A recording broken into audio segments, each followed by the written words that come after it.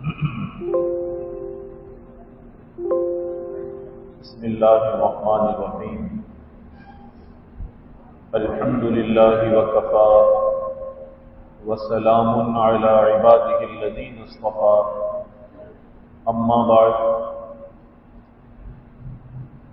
متعدد مقامات پر قرآن مجید میں جہاں دیگر انبیاء علیہ السلام کا تذکرہ آیا ہے، وہیں پر حضرت ایوب علیہ السلام کا ذکر بھی بار بار آتا ہے،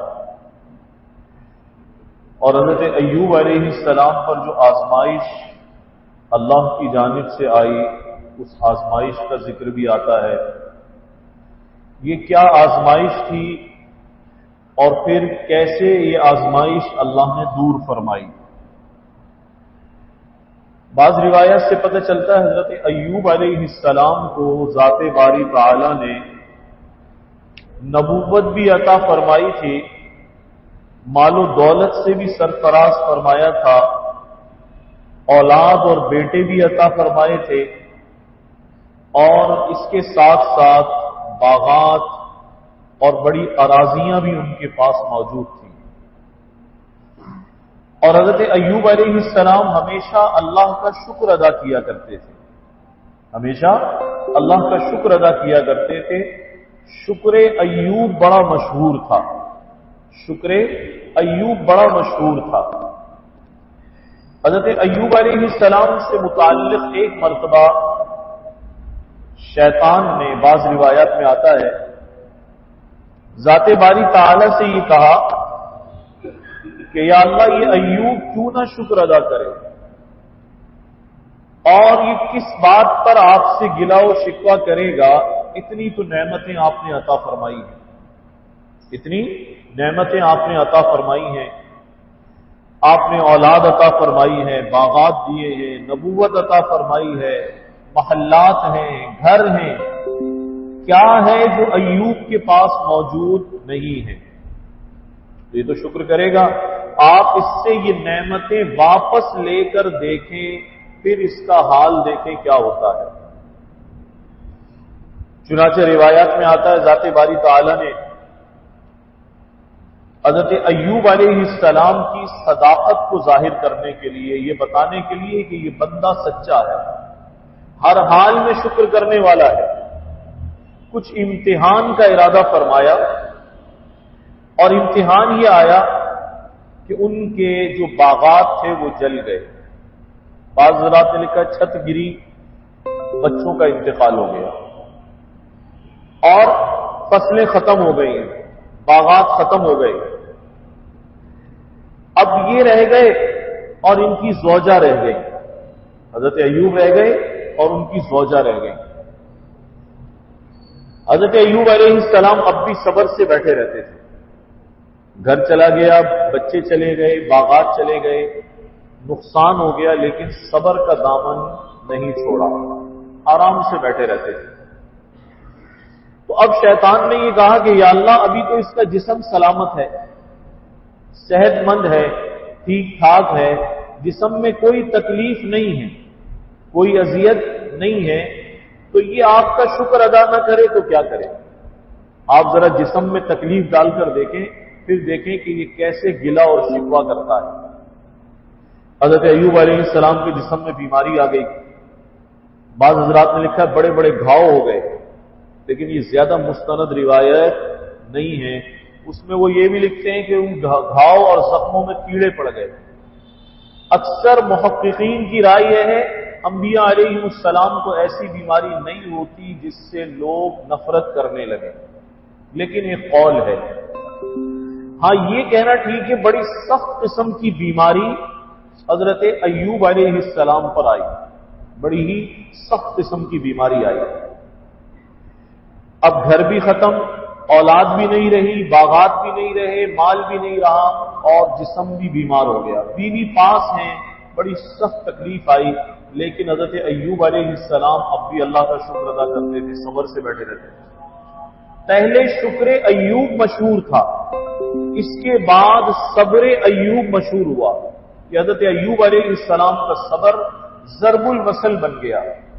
جن حضرات نے یہ لکھا ہے کہ جسم میں کیڑے پڑ گئے تھے، بڑے بڑے گھاؤ جگہ جگہ ہو گئے تھے، وہ کہتے ہیں ان میں جو کیڑے تھے اگر کوئی نیچے گر جاتا تھا اسے اٹھا کر واپس اس میں رکھ لیا کرتے اور کہا کرتے تھے ارے تیری خوراک ایوب کا جسم ہے، تو کہاں رلتا پھرے گا، اتنے صبر والے، ایسی برداشت والے۔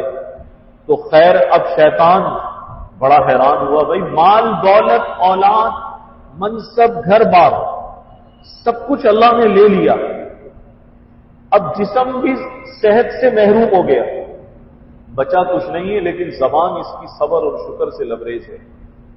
اچھا یہ بات عام آدمی کے حوصلے کی نہیں ہے، ہمارا تو تھوڑا سا نقصان ہو جائے گا ہم گلہ شکوہ شروع کر دیں گے، اللہ نہ کرے کہیں آگ لگ جائے، نقصان ہو جائے، آفت آ جائے، انسان اللہ سے شکوہ شروع کر دیتا ہے۔ یہ نبیوں کے حوصلے ہیں اور ان کا ایمان و یقین ہے کہ اتنے بڑے نقصان پر بھی صبر سے بیٹھے ہوئے ہیں۔ اب ایک دن شیطان نے ان کے ایمان پر حملہ کرنے کی کوشش کی، بیوی بیچاری اکیلی تھی، وہی خدمت کرتی تھی، جوان اولاد رہی نہیں، وہ ایک مرتبہ راستے میں کسی طبیب کی شکل میں ملا حضرت ایوب علیہ السلام کی زوجہ کو، اور ان سے کہا بیوی کیا بات ہے پریشان ہو؟ اب دیکھیں کیسا شیطان ہے، ان سے کہہ رہا ہے پریشان ہو، اور سازش بھی اسی کی ہے۔ انہوں نے کہا ہمارے شوہر حضرت ایوب علیہ السلام بیمار ہیں، میرے شوہر ہیں، زوج ہیں میرے، ان کی وجہ سے ہم بڑے پریشان ہیں، تکلیف میں ہیں۔ تو انہوں نے کہا کہ کوئی مسئلہ نہیں ہے، شیطان نے کہا کوئی مسئلہ نہیں ہے، اگر وہ بیمار ہیں تو میں تمہیں ایک نسخہ بتاتا ہوں، تم اس پر عمل کرنا، بس اس نسخے پر عمل کرتے ہی وہ صحت یاب ہو جائیں گے، بالکل ٹھیک ٹھاک ہو جائیں گے۔ کہا اچھا کیا نسخہ ہے؟ تو اس نے کہا کہ ایک مرغا لینا اور اسے یہ کہہ کر ذبح کرنا کہ وہ جو طبیب ملا تھا اس طبیب کے نام پر ذبح کرتے ہو، شرک والا راستہ، طبیب کے نام پر ذبح کرتے ہو۔ انہوں نے کہا بس یہی کرنا ہے، میرے شوہر صحیح ہو جائیں گے۔ کہا بالکل تمہارے شوہر ایوب علیہ السلام صحیح ہو جائیں گے۔ یہ گھر آئی، بیچاری خدمت کر کر کے بعض حضرات نے لکھا بوڑھی ہو گئی تھی، حسن و جمال ختم ہو گیا تھا، لیکن شوہر کو نہیں چھوڑا۔ یہ گھر آئی تو دیکھا حضرت ایوب علیہ السلام نے کہ بڑی خوش ہے، پوچھا کیا بات ہے؟ کہنے لگی آج ہمارے مسائل حل ہو جائیں گے۔ کیسے حل ہوں گے؟ تو انہوں نے کہا ایک طبیب ملا تھا اور اس نے یہ نسخہ بتایا ہے کہ وہ مرغا میرے نام پر ذبح کرنا ہے۔ حضرت ایوب علیہ السلام پیغمبر تھے، پیغمبر بھی بھلا دھوکہ کھا سکتا ہے؟ آپ پیغمبر تھے، آپ فوراً سمجھ گئے کہ یہ شیطان تھا، کوئی طبیب نہیں تھا، اور یہ ایمان پر حملہ آور ہوا ہے، یہ ایمان پر حملہ آور ہوا ہے۔ آپ نے فرمایا بیوی میں ٹھیک ہو جاؤں تجھے 100 کوڑے ماروں گا۔ وہ گھبرا گئی، کہنے لگی کس وجہ سے ماریں گے آپ؟ کہا تجھے پتا نہیں ہے تو شیطان کے پاس سے ہو کر آ رہی ہے اور اس نے ہمارے ایمان پر حملہ کیا ہے۔ اور اس دن حضرت ایوب علیہ السلام بہت روئے، پہلے کبھی نہیں روئے تھے، کبھی آپ کی آنکھ میں کسی نے آنسو نہیں دیکھا، صبر و شکر کا پیکر بنے رہے، اس دن روئے، اور اس دن اللہ سے دعا مانگی ربی انی مسنی الشیطان، کہ یا اللہ تکلیفیں تو بہت ہیں لیکن آج شیطان نے بڑی تکلیف پہنچائی ہے، یا اللہ آج شیطان نے بڑی تکلیف پہنچائی ہے، یعنی پہلے تو جان کا معاملہ تھا اب ایمان پر بن گئی۔ اللہ سے عرض کیا یا اللہ آزمائش کو دور کر دے۔ اللہ تعالیٰ نے فرمایا ہم تو منتظر تھے ہمارے بندے ایوب کب آپ ہم سے دعا مانگتے ہیں اور ہم آپ کی دعا کو قبول کر کے اپنا فضل فرماتے ہیں، ہم تو انتظار میں تھے، تم دعا ہی نہیں مانگتے تھے۔ بعض حضرات نے لکھا ہے حضرت ایوب علیہ السلام اس خیال سے دعا نہیں مانگتے تھے، یہ احساس آپ کے دل میں تھا کہ اللہ کی طرف سے آزمائش ہے، جب تک اللہ چاہے چلنے دو اس کو، حالانکہ دعا مانگنا منع نہیں ہے۔ آپ نے دعا مانگی فرمائے گئے تو کوئی مسئلہ ہی نہیں ہے، تمہارے رب کے لیے شفا دینا کوئی مسئلہ ہی نہیں ہے۔ پوچھا کیسے شفا ملے گی؟ فرمایا ارقص برجلک ھذا مغتسل بارد و شراب. اپنی ایڑی ذرا زمین میں ماری ہے نا آپ, پاؤں زمین میں ماری ہے, اس سے چشمہ نکلے گا ٹھنڈا میٹھا, اسے پیئے ساری اندر کی بیماریاں ختم, اس سے غسل کرے ساری جلد کی باہر کی ساری بیماری ختم ہو جائے گی. حضرت ایوب علیہ السلام نے اپنا پاؤں یہ ایڑی زمین پر ماری, ایک چشمہ نمودار ہوا, اس سے آپ نے غسل فرمایا اور اس کا پانی پیا. مغتسل بارد و شراب, ٹھنڈا چشمہ, پانی پیا اور غسل فرمایا, ساری کی ساری بیماری دور ہو گئی. بعض روایات میں آتا ہے احادیث میں کہ اس موقع پر اللہ نے خوشی میں آسمان سے سونے کی ٹڈیاں برسائیں نبی پر, سونے کی ٹڈیاں. آپ غسل فرماتے جاتے تھے اور ان کو جمع کرتے جاتے تھے, تو آواز آئی ذات باری تعالیٰ کی جانب سے, ایوب کیا اتنا کافی نہیں ہے کہ ہم نے تمہیں شفا دے دی, تم مال بھی جمع کر رہے ہو, یعنی شفا بھی لے لی اور ساتھ یہ ٹڈیاں بھی جمع کر رہے ہو. تو انہوں نے بہت خوبصورت جواب دیا, یا اللہ یہ شفا بھی آپ کا فضل ہے, یہ مال بھی تو آپ کا فضل ہے. اور پھر ان کی اہلیہ جو بیچاری خدمت کر کر کے بوڑھی ہو گئی تھی, اللہ نے انہیں جوانی اور صحت عطا فرمائی. اللہ نے پھر سے پہلے سے زیادہ اولاد عطا فرمائی, باغات عطا فرمائے. اللہ تعالیٰ نے پہلے سے زیادہ مال مویشی عطا فرمائے. مثلہم معہم رحمتا من عندنا, جتنا پہلے دیا تھا اس کی مثل بڑھا کر اللہ نے سب کچھ عطا فرما دیا. صحت بھی مل گئی, مال بھی مل گیا, اولاد بھی مل گئی, گھر بار باغات سب اللہ نے عطا فرما دیا. اب اہلیہ کے بارے میں قسم اٹھا لی تھی اور یہ کہہ دیا تھا کہ میں ٹھیک ہو جاؤں تو 100 کوڑے تو تجھے لگاؤں گا. اب بیچاری اس نے بڑی خدمت کی تھی, بیوی نے بڑی خدمت کی تھی, اور قصور یہ تھا کہ پہچان نہیں سکی. ذات باری تعالیٰ نے ان کی خدمت کا اتنا لحاظ فرمایا, اتنا خیال فرمایا کہ ان کے لیے ایک خاص قسم کی رعایت پیدا کی گئی, خاص قسم کی رعایت دی گئی. وہ رعایت یہ دی گئی, ان سے کہا گیا کہ آپ ایک مٹھی میں 100 تنکے پکڑ لیں, تنکے. خذ بیدیک غرسا فاضرب به ولا تحنث, 100 کوڑوں سے ہم نے آپ کو آزاد کر دیا, ایک مٹھی تنکوں کی پکڑیں اور ایک دفعہ مار دیں بس. آپ کی قسم بھی نہیں ٹوٹے گی اور اس بیچاری نیک خاتون کا بھی کام ہو جائے گا اور اسے بڑی سزا ملنے سے بچت ہو جائے گی. اب اللہ مالک ہے, اللہ کے نام کی قسم اٹھائی تھی. اگر اللہ خود راستہ دے دے تو یہ تو نہیں کہہ سکتے یا اللہ ایسا کیوں نہیں کیا, کوڑے کیوں نہیں لگوائے. اللہ تو خود مالک ہے نا. اس طرح سے حضرت ایوب علیہ السلام کی آزمائش اللہ نے دور فرما دی. آج ایک مقام پر ایک آیت مبارکہ گزری, النار یعرضون علیہا غدوا وعشیا, کہ فرعون اور آل فرعون پر صبح و شام انہیں آگ پر پیش کیا جاتا ہے, انہیں آگ پر پیش کیا جاتا ہے. سوال یہ ہے کہ یہ لوگ کہاں پر ہیں, اور دوسری بات یہ ہے کہ بہت سارے حضرات کا یہ نظریہ ہے, کچھ لوگ یہ خیال کرتے ہیں کہ عذاب قبر کا کوئی ثبوت نہیں ہے. وہ کہتے ہیں اس لیے کہ قرآن میں نہیں ہے, جبکہ احادیث میں واضح موجود ہے. حدیث شریف میں آتا ہے حضور علیہ الصلوۃ والسلام ایک مرتبہ سواری پر سوار تھے, 2 قبروں کے قریب پہنچے تو سواری بدک گئی. اتنی زیادہ بدکی, قریب تھا کہ آپ گر جاتے, بدک گئی سواری. تو آپ نے فرمایا یہ معلوم کرو کس کی قبریں, بتایا فلاں فلاں کی قبریں.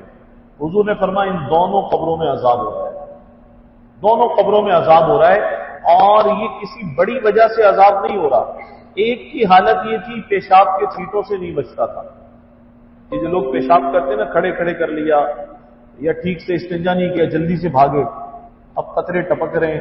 وہ قطرے بھائی کہاں جائیں گے, تیرے ہی جسم پہ لگیں گے, لباس پہ لگیں گے, کپڑوں پہ لگیں گے, جسم پر لگیں گے. تسلی سے استنجا کرنا, چھینٹوں سے بچانا. حضور نے فرمایا ایک تو پیشاب کے چھینٹوں سے نہیں بچتا تھا, اور دوسرے کے بارے میں فرمایا یمشی بالنمیمہ, چغلی کرتا تھا. اس کی بات سنی ادھر پہنچائی, اس کی بات سنی ادھر پہنچائی. حالانکہ چغلی کرنا حرام ہے, کبیرہ گناہوں میں سے ہے. ورنہ اس وجہ سے ان دونوں کو عذاب ہو رہا ہے, کسی بڑی وجہ سے نہیں, عام عادتوں کی وجہ سے اللہ تعالیٰ انہیں عذاب فرما رہے ہیں. ایک روایت میں آتا ہے ایک مرتبہ حضور علیہ الصلوۃ والسلام کھڑے ہوئے اور آپ نے فرمایا لوگوں عذاب قبر سے اللہ کی پناہ مانگو.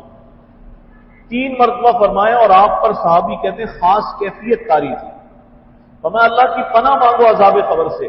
ایک روایت میں آتا ہے حضور نے فرمایا میں نے عذاب قبر سے بدتر منظر ہی نہیں دیکھا. حضرت عثمان غنی کے بارے میں آتا ہے جب قبرستان جاتے تھے قبر پر نظر پڑتی تھی تو بہت روتے تھے، اور ویسے جہنم کا تذکرہ آتا تھا، جنت کا آتا تھا یا دیگر چیزوں کا تو اتنا رونا نہیں آتا تھا. کسی نے کہا حضرت آپ قبر کا ذکر سنتے ہیں یا قبر پر جاتے ہیں تو بہت روتے ہیں، اس کی کیا وجہ ہے؟ تو حضرت عثمان غنی نے فرمایا یہ آخرت کی منزلوں میں سے پہلی منزل ہے، اور میں نے حضور سے سنا ہے کہ یہ جنت کے باغوں میں سے ایک باغ ہے یا جہنم کے گڑھوں میں سے ایک گڑھا ہے. وہاں سے یہ سب سے خطرناک مقام قبر کا مقام ہے. آپ سوچیں چھوٹی سی قبر ہے، اگر اس میں اللہ نہ کرے آگ بھر جائے کون برداشت کر سکتا ہے؟ تو روایات سے ثابت ہے، لیکن ایک طبقہ یہ کہتا ہے قرآن میں نہیں آیا، عذاب قبر کا تذکرہ قرآن میں نہیں آیا اس لیے ہم نہیں مانتے. بھائی بات یہ ہے قرآن میں تو نماز کا طریقہ بھی نہیں آیا. آیا ہے طریقہ؟ آپ اللہ اکبر کہہ کر نیت باندھتے، قرآن میں لکھا ہے کہیں؟ نہیں، قرآن میں نہیں آیا. ساری قرآن میں احکامات آئے ہیں، تفصیلات اللہ نے نازل نہیں فرمائی. تفصیلات سکھانے کے لیے پیغمبر کو معلم بنا کر بھیجا. زکوٰۃ کا حکم آیا ہے، یہ کہیں لکھا ہے 2.5% زکوٰۃ دینی؟ کہیں بھی نہیں لکھا. 40واں حصہ زکوٰۃ میں دینا ہے؟ کہیں بھی نہیں لکھا ہوا. تو قرآن مجید میں بے شمار احکام ہیں، ان کی تفصیلات کے لیے ہمیں کہاں جانا پڑتا ہے؟ حدیث کی طرف جانا پڑتا ہے. اسی طرح قرآن مجید میں بہت ساری باتیں ہیں اور بہت سی باتیں سرکار دو عالم صلی اللہ علیہ وسلم نے بیان فرمائی ہیں. بعض لوگ کہتے ہیں کہ جی ہمیں تو مردے پہ عذاب ہوتا ہوا نظر نہیں آتا، ہمیں تو کوئی عذاب نظر نہیں آتا، وہ قبر میں لیٹا ہوا ہے، ہمیں تو محسوس نہیں ہوتا کہ اسے عذاب ہو رہا ہے. جیسے بعض قومیں ایسی ہیں اپنے مردوں کو دفناتی نہیں. میں ایک مرتبہ چترال کے علاقے میں گیا، وہاں قبرستان انہوں نے ہمیں دکھایا. اچھا پتہ چلا جو آتا ہے تو اس کو پہلے قبرستان دکھاتے ہیں. ہم سے بھی انہوں نے کہا پہلے قبرستان چلیں گے. میں نے کہا وہاں کیا دیکھیں گے؟ قبرستان میں ایسی کیا خاص بات ہے؟ انہوں نے کہا وہاں دیکھیں گے تو آپ کو پتہ چلے گا کیا خاص بات ہے. تو وہ بغیر قبروں کے تابوت کھلے رکھے ہوئے تھے. سارا قبرستان تابوتوں سے بھرا ہوا تھا اور ان کے ڈھکن بھی نہیں تھے. آپ یقین جانیں سارے جو میتیں تھیں سب گل سڑ چکے تھے. کسی کی ہڈیاں رہ گئیں، کسی کی ریڑھ کی ہڈی رہ گئی، کسی کی کچھ تھوڑی بہت ہڈیاں نظر آ رہی ہیں. وہیں پر کیڑے رینگ رہے ہیں اور چیونٹیاں اور بڑی تعداد میں حشرات الارض گھوم رہے ہیں. تو میں نے ان سے پوچھا بھائی دفناتے کیوں نہیں ان کو؟ انہوں نے کہا ہمارے یہاں رواج ہے کہ بس قبرستان میں لا کر اس کو رکھ دیتے ہیں. اچھا دیار کی لکڑی کے بڑے قیمتی تابوت بناتے ہیں، بڑے قیمتی تابوت بناتے ہیں ان کے لیے. کہا بس ہم لا کر رکھ دیتے ہیں اور اس کے بعد ہمارا اس سے کوئی واسطہ نہیں. اب ہمارے یہاں پر کچھ اور بھی ایسی قومیں ہیں جیسے پارسی ہیں، ان کے مذہب میں کنویں کے اندر پھینک دیا جاتا ہے. سب قبر میں دفناتے نہیں ہیں، بعض کے ہاں جلا دیا جاتا ہے. تو سوال یہ ہے عذاب قبر کے معنی کیا ہیں؟ علماء نے لکھا ہے عالم برزخ میں ہونے والا جو عذاب ہے، مرنے کے بعد جسم قبر میں ہے یا کنویں میں ہے یا ختم ہو چکا ہے، لیکن اس کی روح کا مقام عالم برزخ ہے. عالم برزخ ہے، اور عالم برزخ میں جو عذاب ہو رہا ہے اس عذاب کو عذاب قبر کہہ دیتے ہیں، چاہے وہ قبر میں ہے یا نہیں. بعض پانی میں چلے جاتے ہیں نہیں نکلتے، بعض آگ میں جل جاتے ہیں، بعض کسی حادثے کا شکار ہو کے مٹی میں دب گیا، بعض کا کوئی اور معاملہ ہوا قبر میں دفن ہونے کی نوبت نہیں آئی. لیکن جس عالم میں وہ پہنچ چکا ہے اسے عالم برزخ کہا جاتا ہے، اور عالم برزخ میں جو عذاب ہے اسے عذاب قبر سے تعبیر کیا جاتا ہے. اچھا بعض حضرات یہ کہتے ہیں کہ جی ہم تو دیکھتے ہیں قبر میں کچھ بھی نظر نہیں آتا. قبر کھل بھی جاتی ہے نا، اندر نہ آگ ہے نہ سانپ ہے نہ فرشتے نظر آ رہے ہیں نہ کوئی تکلیف نظر آ رہی ہے نہ چیختا چلاتا ہے. تو ان کو 2 جواب ہیں. ایک جواب یہ بھائی بعض دفعہ اللہ دکھاتے ہیں تو بڑا خطرناک ہوتا ہے، اللہ معاف فرمائے. اللہ تعالیٰ دکھا بھی دیتے ہیں بعض مرتبہ، اور جب دکھایا ہے تو اتنا خطرناک منظر دیکھنے کو آتا ہے کہ انسان اس کی تاب نہیں لا سکتا۔ یہ تو اللہ کی مہربانی ہے کہ انسانوں کی نگاہوں کے آگے پردہ ڈال دیا ہے۔ بعض روایات سے پتہ چلتا ہے مردوں کو عذاب جو ہوتا ہے اگر لوگ دیکھ لیں تو اپنے مردے دفنا نہیں چھوڑ دیں۔ یہ اللہ کی مہربانی ہے، اللہ تعالیٰ نے ہم سے اس عذاب کو چھپا لیا ہے، ایک پردہ ڈال دیا ہے۔ ہمارے سامنے اگر آگ میں جلنے لگ جائے تو ہم دفنائیں گے مردے کو؟ کون قبر میں ڈالے گا اسے؟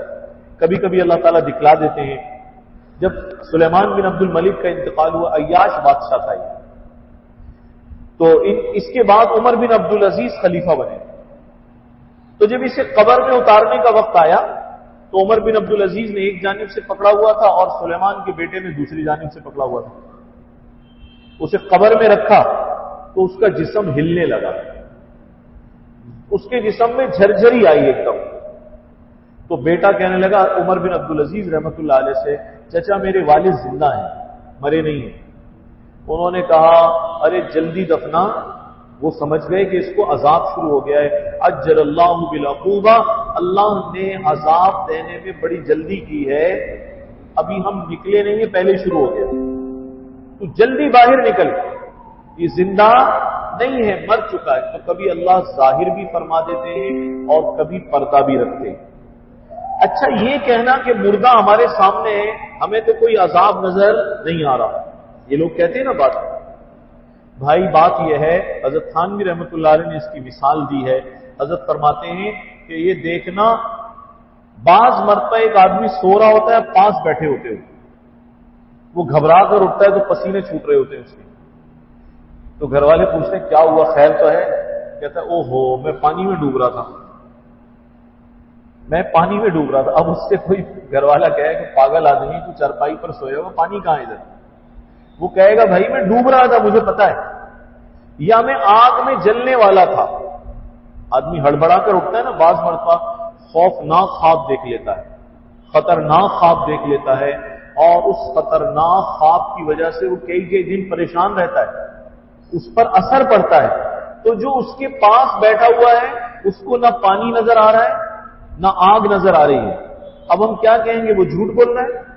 نہیں، وہ سچ بول رہا ہے، وہ دوسرے عالم میں ہیں، ہم دوسرے عالم میں ہیں، ہم بیداری کے عالم میں ہیں، وہ نیند کے عالم میں ہیں۔ جب عالم بدل جائے تو بیچ میں پردہ آ جاتا ہے۔ ہم کون سے عالم میں؟ ہم جاگ رہے ہیں، بیداری کے عالم میں، وہ عالم نوم میں ہیں، ہم عالم یقظہ میں ہیں، ہم بیداری میں ہیں، وہ نیند کے عالم میں ہیں، یہ دو الگ الگ عالم ہیں۔ تو نیند والے کے حالات بیداری والے کو پتا نہیں چلیں گے، تو بھائی عالم برزخ والے کے حالات ہمیں کیسے پتا چلیں گے؟ وہ نیند والا تو ہمارے ساتھ ہوتا ہے، ہمیں اس کے بارے میں پتہ نہیں چلتا۔ تو جو نیند میں نہیں ہے مر چکا ہے، عالم برزخ میں چلا گیا ہے، اس کے عذاب کا، اس کے ثواب کا، اس کی تکلیف کا، اس کی راحت کا ہمیں کہاں سے پتہ چل سکتا ہے؟ پھر بعض لوگ کہتے ہیں کہ بھائی ہمیں دیکھا تو نہیں عذاب ہوتے ہیں۔ بھائی یاد رکھیں ہم جنت پر بھی ایمان رکھتے ہیں، جنت دیکھی ہم نے، جہنم پر ایمان رکھتے ہیں، ہم نے دیکھا نہیں ہے۔ ہم اللہ تعالیٰ کی بے حساب قدرتوں پر ایمان رکھتے ہیں، ہم نے دیکھا نہیں ہے، بلکہ ہم نے یقین کیا ان سب باتوں کی خبر اللہ اور رسول نے دی ہے۔ ہم دیکھ کر غلطی کر سکتے تھے، اللہ اور رسول کا بتایا ہوا غلط نہیں ہو سکتا، اس کو ایمان بالغیب کہتے ہیں۔ تو عذاب قبر کا تعلق بھی ایمانیات کے اسی شعبے سے ہے جسے ایمان بالغیب کا شعبہ کہا جاتا ہے، اور بھائی ہم نے نہیں دیکھا لیکن اللہ کے نبی نے تو بتایا ہے۔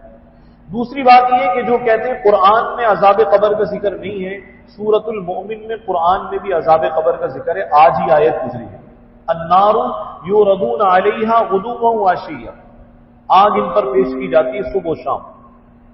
کن پر پیش کی جاتی ہے؟ فرعون پر اور اس کی آل پر، جو سارے کافر اس کی قوم کے تھے۔ سوال یہ، فرعون تو میوزیم میں ہے، فرعون کا جو ناش ہے وہ تو میوزیم میں ہے، ہمیں تو جلتا ہوا نظر نہیں آتا، تو آپ سمجھ لیجئے جلتا ہوا نظر آئے گا بھی نہیں، اس لیے کہ اس کا جسم یہاں ہے، در حقیقت عالم بدل چکا ہے۔ تو جو کہتے ہیں کہ یہ عذاب قبر کا تذکرہ قرآن میں نہیں ہے، یاد رکھیں یہ عذاب دنیا میں تو نہیں ہو رہا نا، انہیں دنیا سے تو چلے گئے اور آخرت ابھی آئی نہیں ہے، ابھی یہ کہاں پر ہیں؟ عالم برزخ میں۔ عالم برزخ میں جو بھی آگ ہے یا عذاب ہے یا تکلیف ہے وہ عذاب قبر ہی کہلاتی ہے۔ تو معلوم یہ ہوا کہ حدیث میں بھی عذاب قبر کا تذکرہ ہے اور قرآن مجید میں بھی عذاب قبر کا تذکرہ موجود ہے۔ ایک سوال پوچھنا چاہتا ہوں جی، کوئی سوال پوچھنا چاہتا ہے؟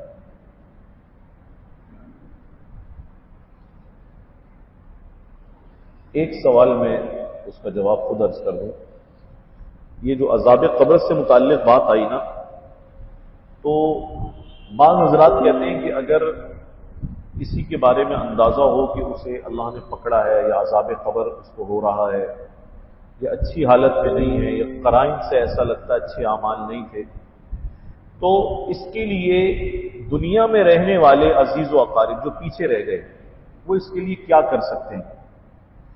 تو بھئی یاد رکھیں دو راستے ایسے ہیں جن سے جانے والے کی مدد کی جا سکتی ہے یا اس کی خدمت کی جا سکتی ہے۔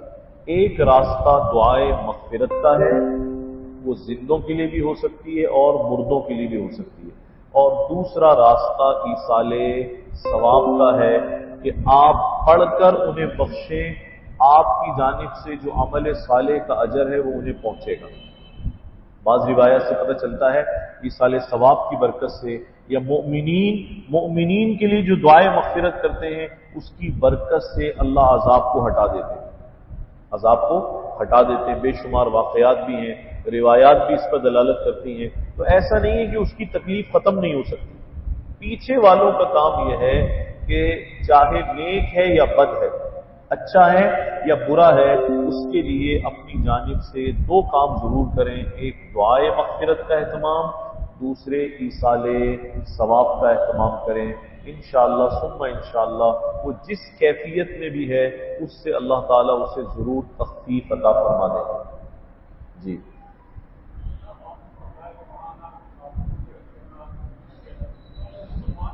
مسلمان نہیں ہے وہ ہے کیلاش والی قوم ہے، نہیں یہ مسلمان نہیں ہے، یہ غیر مسلم ہے۔ ان کے جو عقیدہ ہے بڑا عجیب ہے، اور یہ وادی کیلاش میں رہتے ہیں۔ ان کی تہذیب، ان کا رہنا سہنا، ان کے معاملات ایسے انسان سمجھ سے بالا تر ہے۔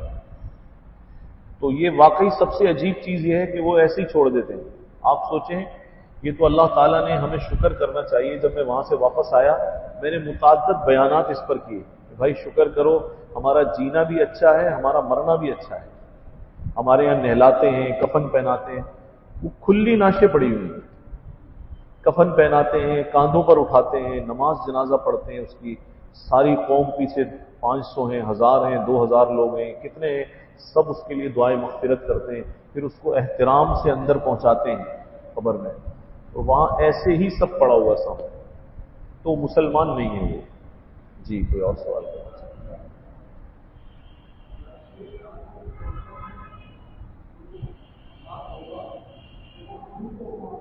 جی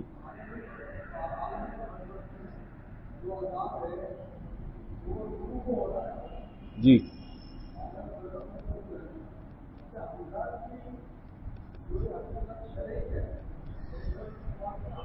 جی جی اس میں یہ پوچھ رہے ہیں عالم برزخ میں جو عذاب ہے وہ روح کو ہوتا ہے یا جسم کو ہوتا ہے؟ پھر یہ جسم ہے یا جسم مثالی ہے؟ دونوں قول ہیں۔ ایک قول یہ ہے کہ روح کو تکلیف پہنچتی ہے، روح کی تکلیف کے بغیر جسم تکلیف محسوس نہیں کر سکتا، جب روح کو کچھ محسوس ہوگا تو جسم پر اثر ہوگا۔ بعض حضرات کا قول ہے کہ جسم مثالی کو عذاب دیا جاتا ہے، اس روح سے اس کا کنیکشن ہو جاتا ہے جسم مثالی کا، اس کے ذریعے سے عذاب دیا جاتا ہے، لیکن عذاب پر حق ہے۔ ہمزات کے بارے میں بعض حضرات کا خیال ہے ہر انسان کے ساتھ اس کا ایک مثالی وجود موجود ہے، اور اس پر خاص طور پہ جو عامل حضرات ہیں انہوں نے تو اس کے وظائف بھی رکھے ہوئے ہیں، لیکن ہمارے اکابرین نے یہ لکھا ہے یہ چیزیں قرآن و سنت سے ثابت نہیں ہیں، یہ مجربات کے قبیل سے ہیں، قرآن و سنت سے ثابت نہیں ہے، مجربات کے قبیل سے ہیں۔ البتہ بعض مستند حضرات نے بھی اس پر اعتماد کیا ہے کہ اللہ تعالیٰ کی جانب سے ایسا کوئی وجود مثالی یا اس کے ساتھ کا بالکل اس جیسا اللہ نے کوئی وجود انسان کے اندر رکھا ہے، لیکن اسے ظاہر کرنے کے لیے عملیات سے ہمارے اکابرین نے منع کیا ہے۔ باقاعدہ اس کے لوگ چلے کرتے ہیں اور حمزات کی حاضری کی کوشش کرتے ہیں، لیکن قرآن مجید سے کچھ باتیں معلوم ہوتی ہیں، ان میں سے ایک اصول پتہ چلتا ہے، جن چیزوں کو اللہ نے خود چھپایا ہے انہیں ظاہر نہیں کرنا چاہیے، اسی میں خیر ہے۔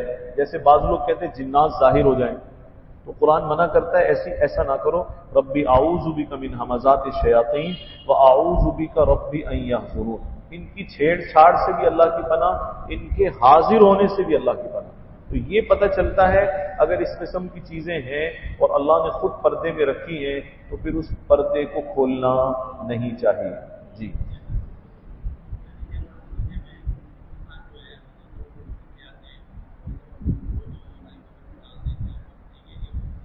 اپنی قبر میں ڈال دیں گے۔ دیکھیں،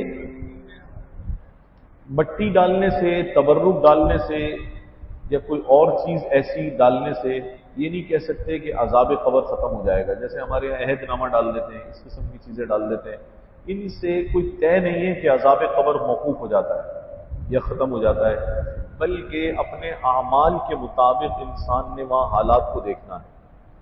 اگر لوگوں کا حق مار کر گیا ہے، ظلم کر کے گیا ہے، زیادتی کر کے گیا ہے، کسی کو ناحق قتل کیا ہے، حرام کھایا ہے، رشوت لی ہے، تو اس کا حساب ان چیزوں سے ختم نہیں ہوگا۔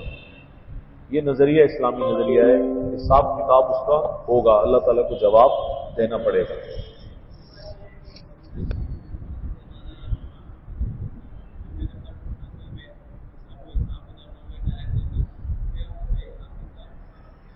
دیکھیں، جنت البقیع میں اور جنت المعلیٰ میں جو دفن ہوتے ہیں ان کے بارے میں غالب امکان تو یہ ہے کہ ان کو نبی کا جیوار اور پڑوس حاصل ہے۔ پوری امت اس کو سب سے بڑی خوش قسمتی اور سعادت سمجھتی ہے۔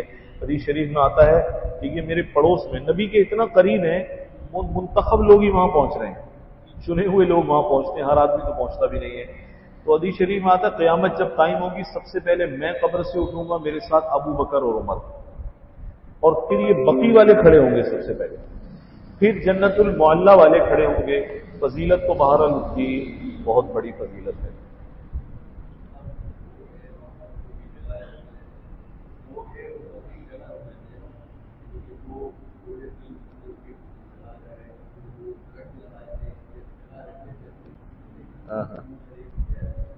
دیکھیں، یہ عام قبرستان سب کے لیے ہوتے ہیں اور برابر سرابر ہوتے ہیں، حق تو نہیں ہے کسی کو اس طرح سے۔ اب کوئی پرائیویٹ سوسائٹی ہے، وہاں پر زمین کی قیمت دینی پڑتی ہے، اگر کوئی دے کر اپنے لیے روکے تو ایک الگ بات ہے۔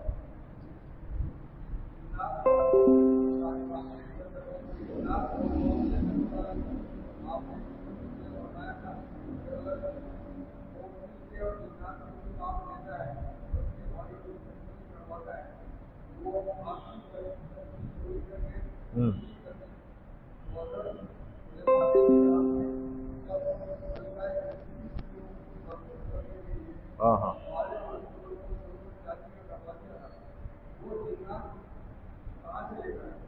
یہ بڑا اچھا سوال کر رہے ہیں حاجی صاحب۔ یہ سوال یہ پوچھ رہے ہیں کہ ایک دن ہمارے یہاں بات آئی تھی کہ موکل بناتے ہیں، جنات کو حاضر کرتے ہیں، پھر وہ جنات سے فرمائشیں کرتے ہیں مٹھائی لے آؤ یا فلاں چیز لے آؤ۔ تو حضرت تھانوی رحمۃ اللہ نے لکھا یہ کہاں سے لائیں گے، چوری کر کے لائیں گے۔ حضرت تھانوی رحمۃ اللہ نے لکھا ہے کہ تم ان سے غلط کام لوگے یہ چوری کریں گے، تم کہو گے گرم گرم امرتیاں لے آؤ تو یہ کسی کی حلوائی کی دکان سے اٹھا لائے گا۔ تو یہ پوچھ رہے ہیں کہ حضرت سلیمان علیہ السلام نے جو ان کو کہا تھا جنات کو کہ تخت لے آؤ، وہ کہاں سے لائے تھے؟ ہاں ہاں، جی جی